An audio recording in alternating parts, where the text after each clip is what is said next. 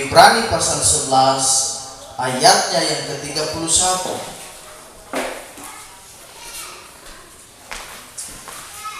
Ibrani pasal 11 ayat 31.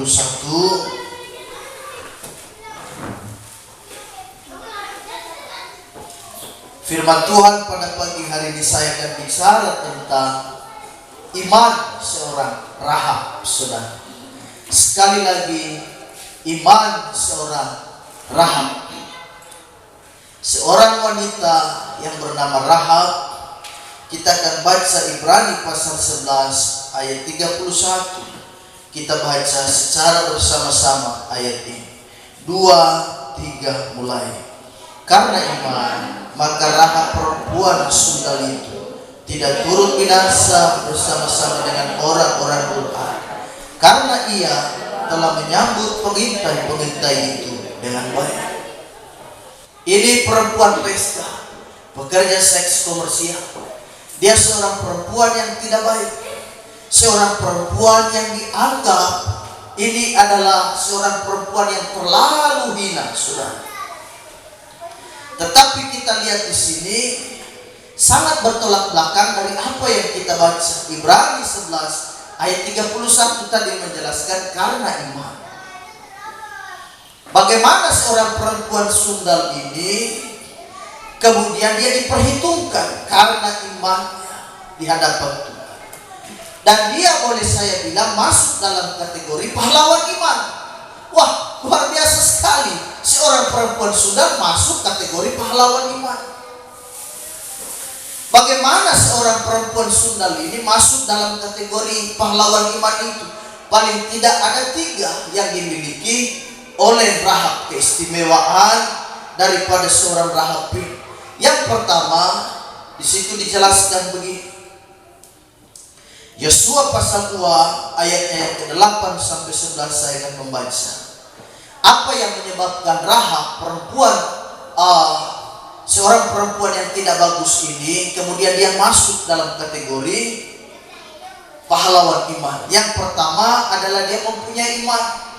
Yosua pasal 2 ayat 8 sampai 11 firman Allah berkata, tetapi sebelum kedua orang itu tidur, naiklah perempuan itu mendapatkan mereka di atas Sodom dan berkata kepada orang-orang itu, aku tahu bahwa Tuhan telah memberikan negeri ini kepada kamu, dan bahwa kengerian terhadap kamu telah menghinggapi kami, dan segala penduduk negeri ini gemetar menghadapi kamu. Sebab kami mendengar bahwa Tuhan telah mengeringkan laut Teberau di depan kami ketika kamu berjalan keluar dari Mesir. Dan apa yang kamu lakukan kepada kedua raja orang Amori yang di seberang sungai Yordan itu, yakni kepada Sihon dan Og, yang telah kamu tumpas.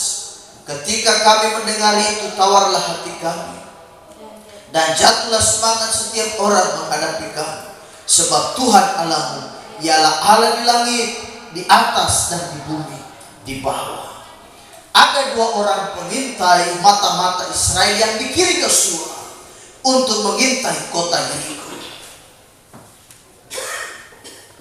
Dan kedua orang pengintai ini dia beroperasi di mana? Di rumahnya Rahab. Karena apalagi status Rahab sebagai seorang PSK, jadi tidak ada kecurigaan bagi penduduk Yeriko. Mereka bilang, alah, memang sudah biasa lah, rumah itu memang ramai karena orang-orang keluar masuk, apalagi kan pria, jadi keluar masuk di rumah itu dianggap biasa. Tapi rupa-rupanya penduduk Yeriko ini sudah mencium kehadiran, kedatangan daripada 2 pengintai ini, saudara. Jadi karena iman, Rahab masuk kategori pahlawan iman. Yang pertama, dia punya iman. Tadi dari Yosua pasal 2 ayat 8 sampai 11 menjelaskan, dia mendengar bahwa Allahnya orang Israel itu memang hebat luar biasa. Dengar nama Allah Israel saja orang gemetar.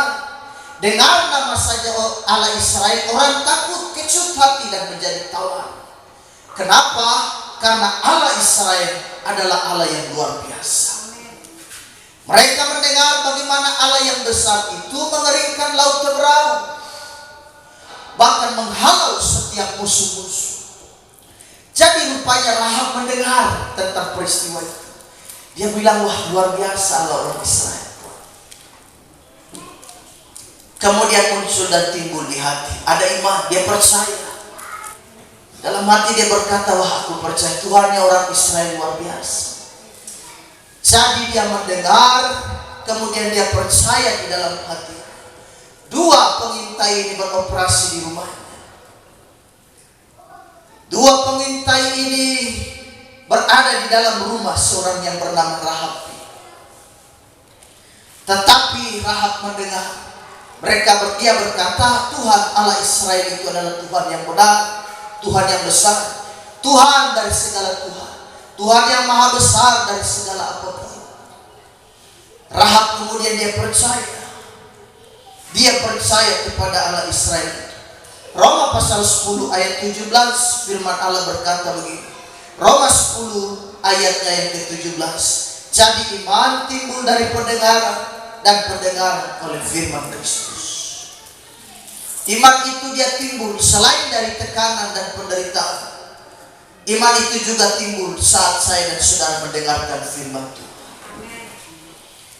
Jadi kita perbanyak mendengar firman Allah, kita perbanyak bersatu dengan Allah, kita perbanyak doa, kita perbanyak hidup bergaul dekat dan hidup bergaul karib dengan Tuhan.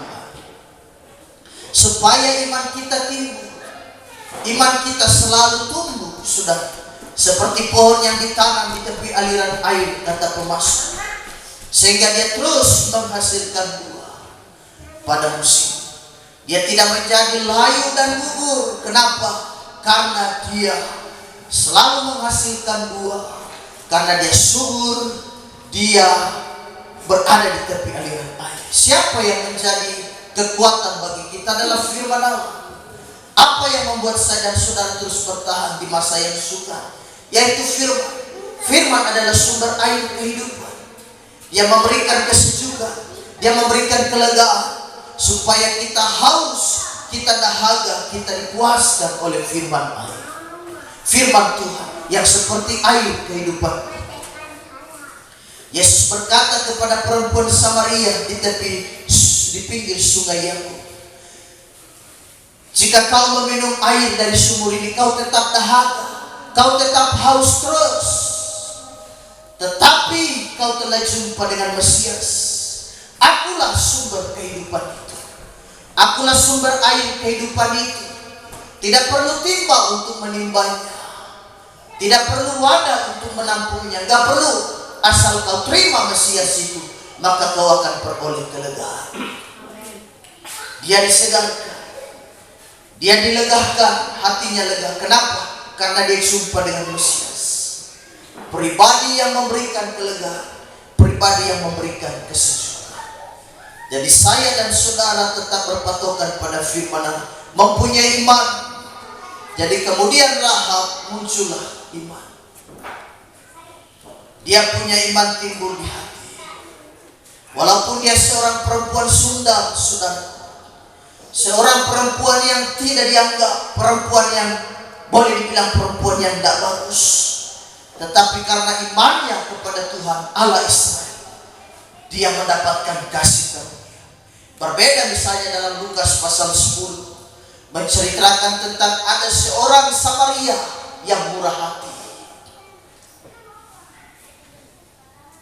Bagaimana dia menunjukkan kasihnya, menunjukkan kemurahan hatinya kepada seorang yang telah dirampok dan dipukul habis-habisan.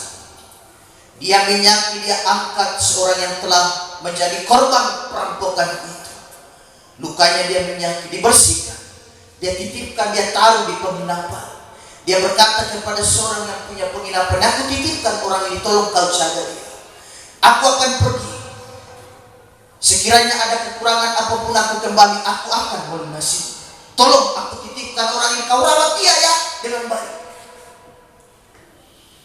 Waktu orang ini telah dipukul dan dirampok segala apa yang ada padanya, dia tergeletak di jalan raya, dibiarkan tergeletak begitu. Orang lewat, tidak bergeming. Siapa lagi imam, hanya lewat saja lihat orang, tidak bergeming. Tapi Samaria, orang Samaria, siapa Samaria? Samaria ini dianggap adalah orang-orang yang bangsa yang sebetulnya kelas rendah sekali bagi di mata Yahudi. Orang Yahudi dengan orang Samaria tidak bergaul. Samaria dianggap terlalu rendah. Orang Yahudi tidak menganggap orang Samaria itu. Tetapi kita lihat hatinya, dia bermurah hati. Berbeda dengan orang Lewi, berbeda dengan imam. Siapa imam? Wahai pengajar, guru Yahudi, guru agama, tokoh agama. Dia lewat dengan jubah keagamaan. Jadi jubah keagamaan tidak menjamin seseorang punya kasih. Mengerti firman, mengerti kitab suci, tahu ayat-ayat tentang kasih, tapi begitu lihat orang dipukuli habis-habisan, dia hanya lewat saja. Jadi seseorang dia tahu firman Allah tidak menjamin apakah dia punya kasih atau tidak. Jadi semua harus ditunjukkan lewat perbuatan dan tindakan saya dan saudara. Siapa orang Samaria? Orang Samaria dianggap orang yang tidak terlalu penting. Orang Yahudi pun tidak bergaul dengan orang Samaria. Tapi kita lihat justru dia punya kasih, punya belas kasihan. Siapa Rahab? Wah, perempuan yang tidak bagus. Tapi dia mendapatkan kasih kami. Kenapa? Karena dia percaya kepada Allah. Dia mendengar kehebatan Allah. Saya dan saudara, dengan hati kita percaya, dengan mulut kita mengaku bahwa Yesus adalah Tuhan. Jadi Kristus tidak melihat latar belakang siapapun. Sejauh kita percaya, sejauh kita mengimani kehebatan kuasa Tuhan, kita semua orang berdosa. Roma pasal 3 ayat 23 mengatakan begini. Roma 3 ayat 23 firman Allah berkata, karena semua orang telah berbuat dosa dan telah kehilangan kemuliaan Allah. Semua orang telah berdosa dan telah kehilangan kemuliaan Allah. Kemuliaan Allah dia telah copot dan dia telah sirna. Untuk mengembalikan itu ada korban yang tentu tidak mudah, dan korban itu adalah Yesus Kristus.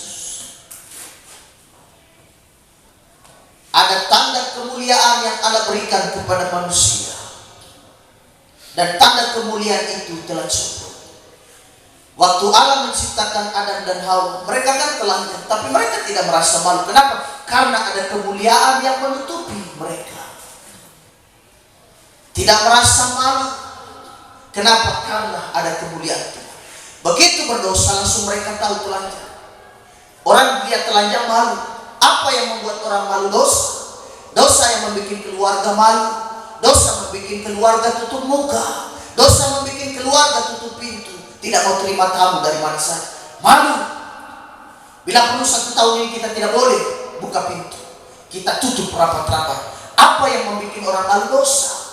Adam dan Hawa, dari mana mereka bisa tahu kenapa mereka malu? Karena mereka berdosa. Dosa yang membuat kemuliaan Allah yang menutupi ketelanjangan mereka itu sirna, copot. Lihatlah berapa banyak orang kalau mereka berdosa malu, tidak bisa keluar rumah. Dia kurung diri saja di dalam rumah, tidak berani. Jadi dosa membuat orang menjadi rasa malu. Dosa membuat orang hanya tunduk saja, tidak berani menengadah ke atas, tidak berani mengangkat muka, tidak berani. Mereka hanya tunduk. Kenapa? Karena menyanggung rasa malu. Kemuliaan Allah telah sirna. Kemuliaan Allah yang telah sirna itu mereka berdua ganti dengan menyebut apa? Daun pohon ara. Mereka berusaha menutupi ketelanjangan itu dengan daun pohon ara.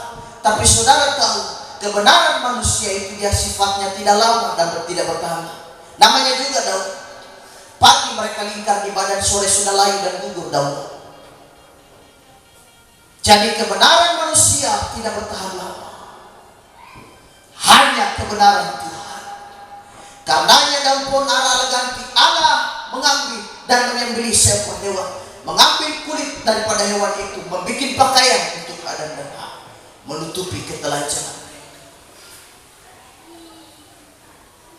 Jadi saya dan saudara jangan berlindung, jangan bersembunyi di balik kebenaran manusia. Kita semua telah kehilangan kemuliaan Allah. Tapi syukur kepada Tuhan Yesus Kristus. Oleh pengorbanannya kita dikembalikan. Kita mendapatkan kasih karunia. Siapa Rahab? Perempuan tak betul. PSK ini sudah, PSK kelas kakak. Di kota Yeriko, kota kafir. Tapi dia masuk kategori orang yang punya iman. Masuk pahlawan iman. Masuk tokoh-tokoh iman. Dia salah satu perempuan yang tidak bagus. Jadi Allah tidak melihat latar belakangmu dan latar belakangku. Siapa kita peduli, siapa kita tidak peduli. Di mata Tuhan, asal kita merendahkan diri, kita dipulihkan. Jadi yang pertama adalah iman. Rahab masuk dalam kategori orang punya iman, karena dia adalah memiliki iman kepada Elisa. Yang kedua, dia bertanggung jawab untuk keselamatan keluarga. Ini Rahab. Kita lihat Yosua pasal 2 ayat 12 sampai 13. Yosua pasal 2 ayat 12 sampai dengan ayat 13. Firman Allah berkata, maka sekarang bersumpahlah kiranya demi Tuhan bahwa aku telah berlaku, bahwa karena aku telah berlaku ramah terhadapmu, maka kamu juga akan berlaku ramah terhadap kaum keluargaku. Dan berikanlah kepadaku suatu tanda yang dapat dipercaya, bahwa kamu akan membiarkan hidup ayah dan ibuku, saudara-saudaraku yang laki-laki dan yang perempuan, dan semua orang-orang mereka, dan bahwa kamu akan menyelamatkan nyawa kami dari maut. Rahab bertanggung jawab atas keselamatan keluarga. Rahab meminta satu tanda kepada dua mata-mata yang dikirim oleh Yosua ini. Berhubung dengan apa? Keselamatan keluarga. Tolonglah ketika bangsamu datang serbu dan binasakan kotaku ini, tolonglah keluargaku, jangan lupa. Kan saya sudah selamatkan kalian berdua. Sudah sembunyi di rumah, ditutup dengan jerami, supaya orang-orang Yeriko datang memeriksa dan menggeledah rumah aman. Mereka tersembunyi. Mereka terhindar dari incaran orang Yeriko. Jadi Rahab mengadakan semacam bargaining, ada negosiasi. Tolonglah, kalau orang Israel datang mengepung kota ini dan akan membinasakan kotaku ini, jangan lupa ingat akan aku. Ingatlah keluargaku, ingatlah papa dan mamaku, ingatlah saudaraku baik laki dan perempuan, ingatlah mereka. Tolong belas kasihanilah kami. Rahab berbelas kasih. Dia yang pertama, dia punya iman. Yang kedua, dia bertanggung jawab atas keselamatan keluarga. Seluruh isi keluarga dalam rumahnya, kata firman Allah, mereka diselamatkan. Adakah kepedulian di hati? Adakah rasa peduli di hati? Melihat anak-anak belum bergereja dengan benar, melihat orang tua belum ibadah, melihat suami, melihat istri, dan melihat saudara yang lain belum cari Tuhan dengan sungguh. Ada kepedulian di hati kita saat keluarga-keluarga kita, haleluya, saudaramu baik yang laki maupun yang perempuan yang masih hidup dengan dunia, mereka masih bergulat dengan dunia. Hidup mereka lebih baik, lebih banyak di dunia daripada di pelayanan. Adakah kepedulian itu seperti Rahab kita melihat? Atau kita biarkan aja, kita berkatalah mau binasa, mau binasa aja, mau mati, ya mati aja, terserah kau. Kau mau jadi apa masyarakat. Atau kita berkata, adek, hidup ini adalah kesempatan, ayo kita ke gereja yuk. Kakak, hidup ini hanya sementara, ayo kita ke gereja yuk. Jangan bermain-main dengan hidup ini. Ayolah selagi ada kesempatan,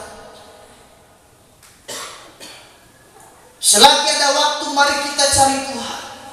Kita datang ke rumah Tuhan, kita melayani Tuhan. Ayo kita libatkan diri di dalam pelayanan, karena hidup ini terlalu singkat. Hidup ini terlalu singkat, haleluya. Saking singkatnya, firman Allah menggambarkan hidup manusia seperti bunga rumput di padang. Pagi kelihatan lekang, sore dia layu. Saking singkatnya hidup manusia, firman Allah menggambarkan seperti bayang-bayang.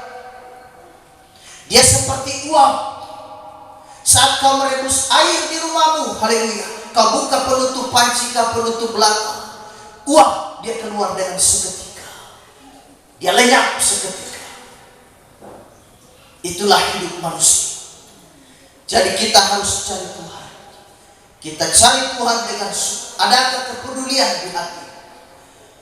Kita berdoa, jemaat GPD Damai, kita berdoa. Keluarga-keluarga yang belum sehat, yang belum satu di dalam Tuhan. Kita punya adik-adik, kita punya saudara-saudara yang mereka masih hidup di luar Tuhan. Kita sayang juga melihat mereka. Mari kita doakan bersama. Ada kepedulian. Kan enakkah kelihatan bagus sekali. Ada yang di hati. Kalau lihat keluarga, satu keluarga melayani Tuhan, kan kita rasain. Kita lihatnya juga luar biasa. Mama pimpin pujian, anak-anak main rebana seperti keluarga telah. Mama pimpin pujian, anak-anak main rebana, yang lain singers. Bapak berdiri di buka pintu, salami jemaat, terima tamu. Lihat keluarga macam begini, luar biasa. Jadi ada keluarga-keluarga yang belum satu di dalam Tuhan, kita doakan. Rahab peduli sekali dengan keluarga. Dia kalau mau egois, sudah saya saja sendiri yang diselamatkan. Yang lain mah tidak usah, terserah kalian mau bunuh orang terserah. Biar saya sendiri. Kalau dia cuma pikir dia punya diri. Tapi tidak, Rahab berkata, tolong ingat orang tua. Ayah dan ibuku, saudaraku laki dan perempuan, tolong ingat mereka. Ada kepedulian. Mari saya dan saudara berdoa supaya Tuhan menolong keluarga-keluarga kita yang belum cari Tuhan, yang masih jauh dari Allah, supaya mereka bisa datang, mereka bisa cari Tuhan dengan baik. Yohanes pasal 4 ayat 39. Yohanes 4 ayat 39, firman Allah berkata, dan banyak orang Samaria dari kota itu telah menjadi percaya kepadanya karena perkataan perempuan itu yang bersaksi. Ia mengatakan kepadaku segala sesuatu yang telah kuperbuat. Orang perempuan Samaria ini, dia menjadi percaya Yesus adalah Tuhan, Yesus adalah Mesias. Dia datang ke kotanya dan berkata, hei, aku telah jumpa dengan Mesias. Bayangkan, saya tidak ngomong tentang pribadiku ini. Dia tahu semua latar belakang. Dia tahu saya punya suami berapa orang. Dia tahu saya profesinya seperti apa. Dia tahu kehidupanku yang hancur seperti apa model. Orang ini tahu dia adalah Mesias. Aku telah jumpa dengan Mesias. Ayo ikut aku. Kita akan jumpa dengan Mesias. Satu kota menjadi percaya. Dia bersaksi, tadi ada kalimat dia bersaksi. Anak-anakmu yang masih jauh dari Tuhan, yang masih terlibat di dalam pergaulan-pergaulan yang salah. Kita lihat sekarang marak narkoba, marak mabuk, marak tindak kriminal, marak pencurian di mana-mana. Dan semua melibatkan anak-anak muda, semua melibatkan anak-anak di bawah usia. Ngeri dan sangat disayangkan. Dan itu marak. Haleluya. Kita nasihat, kita bersaksi sebagai orang tua. Bawa mereka ke gereja. Kau berkata sulit Bapak Gembala untuk tobatkan mereka. Gampang, bawa ke gereja. Kita berdoa oleh darah Yesus mereka supaya terima Tuhan. Itu menjadi tantangan kita bersama. Gereja harus melahirkan generasi-generasi yang takut akan Tuhan. Gereja harus melahirkan generasi-generasi yang percaya akan Tuhan, yang punya iman. Bukan iman yang hanya saja dengar ke kuping kanan dan keluar kuping kiri, tetapi iman seperti Rahab. Dia percaya akan Allah Israel. Karena dia orang kafir, dia bukan orang Israel. Allahnya pun juga Allahnya berbeda dengan Allah orang Israel. Allah orang kafir itu yang dia imani, dia percaya. Tapi kali ini berbeda. Dia mendengar Allah Israel. Dia menjadi beriman dia percaya ini Allah yang benar nih begini. Bisa melakukan mujizat, bisa melakukan perkara-perkara yang hebat. Yang terakhir, apa yang membuat seorang Rahab masuk dalam kategori pahlawan iman? Yosua 2 ayat 18 sampai dengan ayat 19. Yosua 2 ayat 18 sampai 19, firman Allah berkata, sesungguhnya apabila kami memasuki negeri, haruslah tali dari benang termesin kau naikkan pada jendela tempat engkau menurunkan kau dan ayahmu serta ibu, saudara-saudaramu serta seluruh kaum keluarga. Kau kumpulkan di rumahmu. Setiap orang yang keluar nanti dari pintu rumahmu harus sendiri menanggung akibatnya kalau darahnya tertumpah dan kami tidak bersalah. Tetapi siapapun juga yang ada di dalam rumahmu, jika ada orang yang mencederainya, kamilah yang menanggung akibat pertumpahan darah. Tanda keselamatan bagi keluarga Rahab adalah benang kermis yang dikaitkan pada jendela, di mana jendela itu adalah jendela di mana tempat menurunkan dua pengintai. Dua pengintai berkata, kasih kode, kasih tanda. Benang kermis, tolong kau taruh di jendela itu sebagai tanda. Begitu kami datang serbu kota ini, kami bisa jangan. Kalau ada tentara pasukan Israel datang nanti akan menyerbu kota ini, nanti kami yang kasih tahu. Itu urusan kami. Nanti kami kasih tahu kawan-kawan. Yang itu jangan. Ada tanda kain kermis tidak boleh. Tak. Jangan kau apa-apakan rumah itu ya, pada jendela ada tanda, ada tali kermis. Itu ada kode. Ini sama seperti bangsa Israel mau keluar dari tanah Mesir. Harus oleh siapa? Darah domba pada celah pintu dan ambang pintu. Malaikat maut datang untuk menumpas, membinasakan semua anak sulung. Hanya rumah orang Israel lolos. Jadi sepanjang malam itu terdengar tangisan luar biasa. Rumah satu menangis, rumah satu menangis. Duka masal. Kau lihat itu kalau malaikat maut sudah jalan. Malam itu Mesir diliputi dengan tangisan. Mereka menangis bukan karena sukacita, menangis karena duka. Hampir sama peristiwa dengan ada tanda, ada tali. Saudara tahu kermis itu warna merah, itu lambang darah Kristus.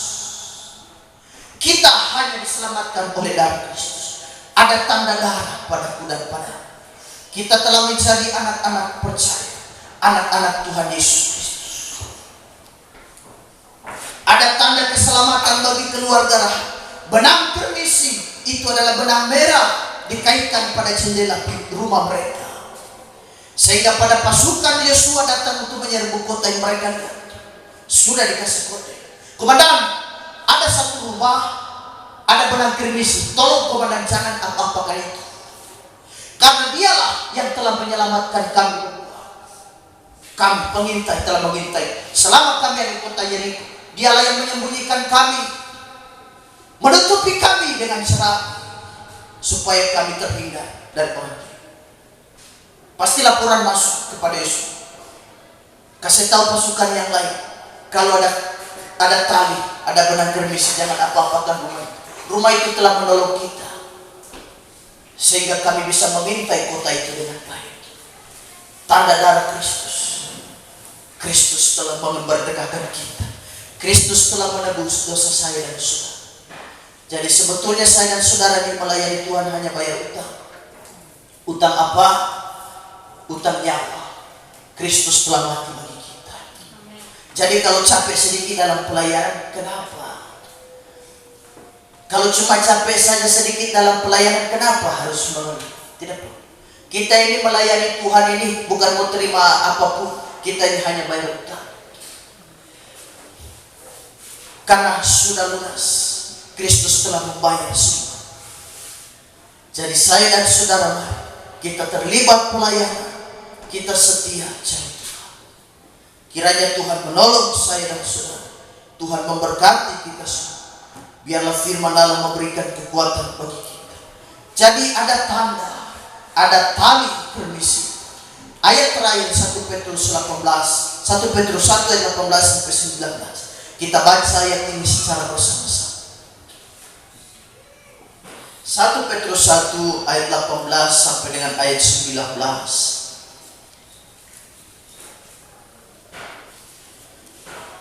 1 Petrus 1 ayat 18 sampai 19 yang sudah dapat katakan amin. Amin. Kita baca 2, 3 mulai. Sebab kamu tahu bahwa kamu telah ditebus dari cara hidupmu yang sia-sia, yang kamu warisi dari nenek moyang, itu bukan dengan barang yang fana, bukan pula dengan perak atau emas, melainkan dengan darah yang mahal, yaitu darah Kristus yang sama seperti darah anak domba yang tak bernoda dan tak bercela. Haleluya untuk firman. Kita telah dibayar lunas oleh Kristus. Jadi sepatutnya lah, selayaknya lah, sepantasnya lah, haleluya, saya dan saudara melayani Tuhan. Kita melayani Dia. Kita ini sekarang cuma bayar hutang nyawa, hutang pengorbanan Yesus Kristus.